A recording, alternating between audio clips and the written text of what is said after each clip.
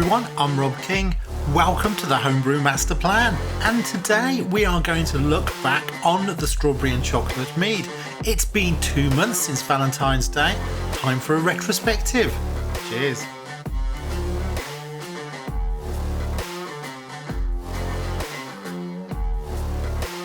Lesson number 1 was the Tosner method. That seemed to work fabulously. And fermentation really ripped through to conclusion. In fact, we were past that 1/3 sugar break by day 3. Lesson number 2 was the addition of citric acid. There was a very small amount of citric acid added. However, the cacao nibs were very acidic themselves and would have added sufficient acidity all by themselves, so that item could be removed from the recipe. Lesson number 3, quite humorously, we used a 23-litre bucket for 7 litres. I thought that was going to be massively too much. It was quite a surprise how quickly it filled with CO2 and the bubbler started bubbling. Just goes to show, actually, 23-litre bucket worked fine. It was all I had handy and very convenient too. Cheers. Lesson number 4 then was the cacao nibs. You're supposed to give them a small crush before adding them as an addition. Didn't do that, and I think that's probably the reason we just don't get that flavour coming through in this recipe. Next time, small crush, thumbs up.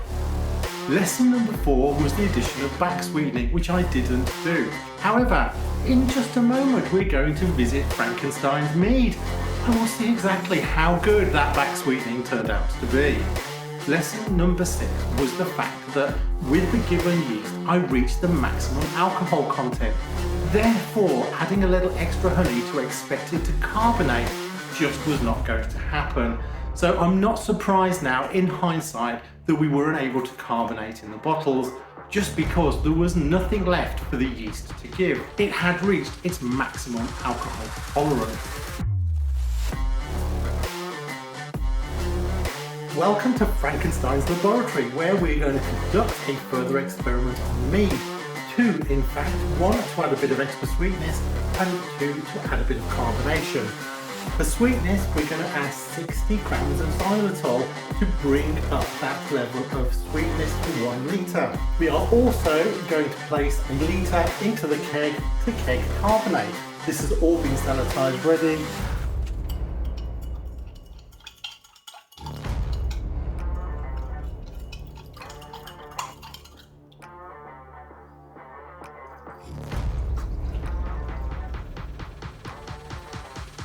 That's the last of the mead.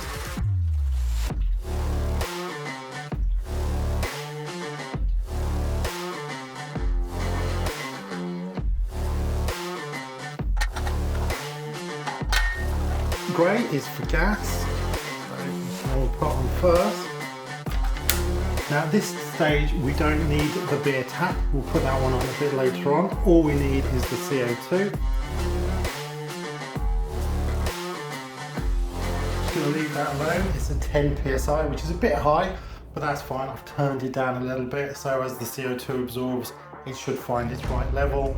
So I'm going to just keep this indoors overnight, make sure it gets to the right temperature, and once we're at the right temperature, we can put that in the fridge, and that will help with carbonation. And we'll see if Frankenstein's monster turns out. Now, one of the things you can do to help carbonate is actually roll it, which I am going to do. Now the reason I'm going to roll it is as much to make sure all of that sugar we just added also dissolves in. So we should hear some of the CO2 going in as well as we do this step. I'll hang that over so it doesn't get knocked. Yeah, it's very briefly there, but it was very light. We could just hear the CO2 going in.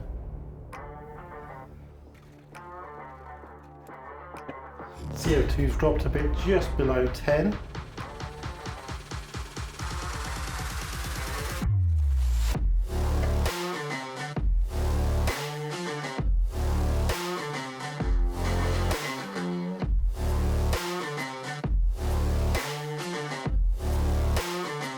Welcome to the lab for Frankenstein's mead. We've had over a week of back sweetening and hopefully carbonation. We're about to find out.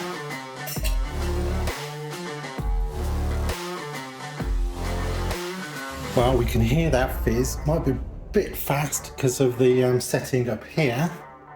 Well, these corrections feel like a big success. We've got fantastic carbonation. That's calmed down a bit after my beer tap was a bit high. Well, look at that wonderful colour still. Aroma exactly as before. Very honey, very rose petal. Not very strawberry or chocolate, but you've definitely got some lovely aroma. Now though, back sweetening and carbonation. What is the effect on the taste? We'll sip.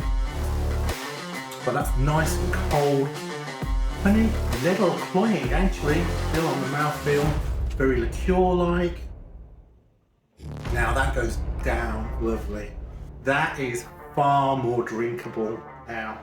It is still pretty strong and does have some of that alcohol kick to it without being overpowering. Lots of aftertaste. That aftertaste is still here, but cold and carbonated.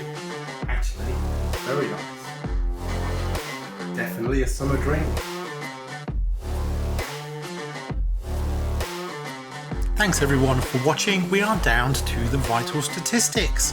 So just thinking first about the ABV, that came in really high at 13.5%.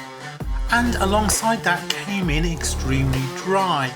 That's the reason why I should have back sweetened straight away, but still, great result in Frankenstein's Mead.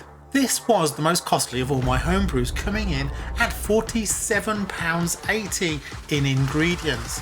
That means a litre bottle would cost £11.95 or a 750ml bottle £8.96. I'm not sure it quite matched up to a professional bottle of mead, but we learnt a lot along the way, and that is what was important.